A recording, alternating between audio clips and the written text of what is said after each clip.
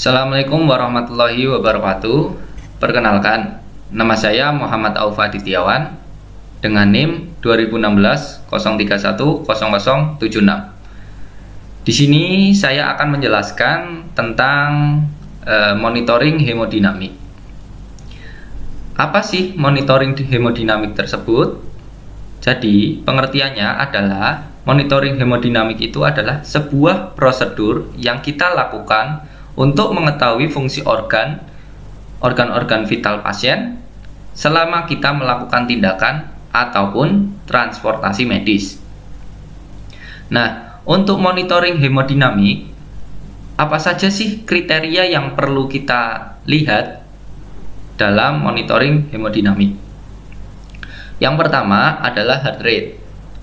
Heart rate sendiri apabila kurang dari 40 kali per menit ataupun lebih dari 140 kali per menit, itu kita harus monitoring. Selain daripada heart rate, kita juga harus melihat dari tekanan darah sistolik pada pasien. Tekanan darah yang kurang dari 80 mm raksa atau 20 mm raksa di bawah tekanan darah sistolik pasien rata-rata sehari-harinya, itu kita harus wajib monitoring. Selain daripada tekanan darah sistolik, kita harus juga melihat dari MAP-nya sendiri. Nah, MAP yang kurang dari 60 mm raksa, kita harus memonitoring. Kemudian kita bisa juga melihat dari FN-nya, apabila lebih dari 35 kali per menit, juga kita harus monitoring. Selain kriteria tersebut, pada saat kita melakukan tindakan dan juga transport medis, kita membutuhkan alat-alat yang biasa digunakan. Yang pertama, itu adalah bedside monitor. Fungsinya untuk apa? Ini untuk monitoring secara kontinu, mengetahui kondisi tanda vital dari pasien sendiri, meliputi tekanan darah sistolik, EKG, saturasi oksigen, kemudian tekanan darah, respiratory rate, dan lain-lain. Nah, kita bisa lihat pada gambar berikut. Sudah. Di sini tertulis angka 139, ini menunjukkan angka heart rate dari pasien tersebut. Kemudian di sini tertulis angka 100, itu menunjukkan saturasi oksigen atau SpO2 dari pasien tersebut. Kemudian teman-teman bisa lihat di sini ada angka 71 dan juga 45. Ini merupakan tekanan darah dari pasien tersebut, tekanan darah sistol dan juga diastol. Kemudian di tengah-tengahnya terdapat angka 54. Angka 54 ini sendiri adalah angka MAP. Kemudian kita beralih ke sisi sebelah kiri atas, kita bisa lihat ada gelombang, itu adalah gelombang EKG. Yang kita bisa lihat gelombang EKG-nya adalah gelombang P-nya pulmonal dan juga gelombang T-nya itu adalah inverted. Kemudian selain itu, selain alat bedside monitor, ada juga alat yang bernama pulse oximeter atau pulse oximetry yang kita pasangkan pada jari pasien. Kegunaannya untuk apa? Pulse oximetry sendiri kegunaannya untuk mengetahui saturasi oksigen ke perifer. Alatnya berbentuk seperti ini.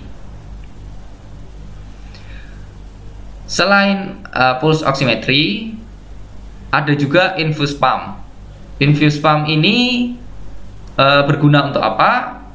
Yaitu untuk mengatur volume pemberian cairan infus ke pasien tersebut. Contoh alatnya seperti ini. Kemudian selain daripada infuse pump, ada juga syringe pump. Fungsinya untuk apa? Untuk memasukkan obat-obatan kepada pasien. Nah, contoh alatnya seperti ini. Kemudian selain daripada siring pump, kita juga membutuhkan alat stetoskop untuk melakukan pemeriksaan fisik kepada pasien. Seperti ini contohnya stetoskop yang biasa kita lihat. Kemudian selain daripada itu, kita juga bisa memasangkan menggunakan alat NIBP atau non-invasive blood pressure. Itu dengan memasangkan manset pada pasien. Ini fungsinya untuk apa? Untuk mengatur tekanan darah dari pasien tersebut. Contoh gambarnya seperti ini. Kemudian selain NIBP, kita juga harus memasangkan elektroda EKG pada pasien. Elektrodanya ada bermacam-macam, ada yang berjumlah 5 dan juga ada yang berjumlah 3. Ini fungsinya untuk apa? Untuk mengetahui gambaran listrik jantung dan juga respiratory rate dari pasien tersebut. Contoh dari gambarnya sendiri sebagai berikut. Kemudian selain daripada itu, kita juga membutuhkan alat yang bernama ventilator. Ventilator sendiri ini berfungsi untuk memberikan ventilasi mekanik kepada pasien. Contohnya, contoh gambarnya sebagai berikut. Ya, setelah itu kita juga membutuhkan obat-obatan yang harus kita siapkan. Yang pertama, itu kita harus menyiapkan obat-obatan vasoaktif.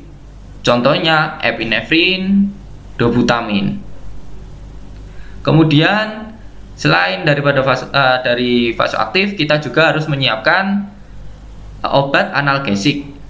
Contohnya bisa opioid maupun morfin.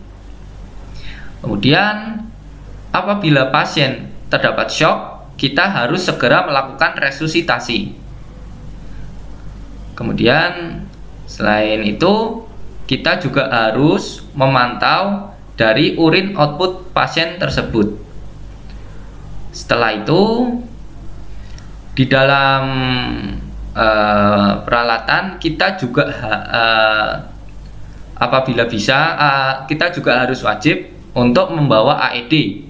Fungsi dari AED sendiri atau Automatic External Defibrillator ini untuk dilakukan apabila pasien mengalami henti nafas, kemudian tidak ada denyut nadi, kemudian tidak ada respon. Kita harus menggunakan AED sendiri. AED untuk sekarang ini juga sudah tersedia di tempat-tempat umum, mall, dan juga yang lainnya. Terima kasih. Terima kasih telah atas perhatiannya. Saya mohon maaf apabila terdapat kesalahan kata dan juga penjelasan. Mohon maaf sebesar-besarnya. Terima kasih. Wassalamualaikum warahmatullahi wabarakatuh.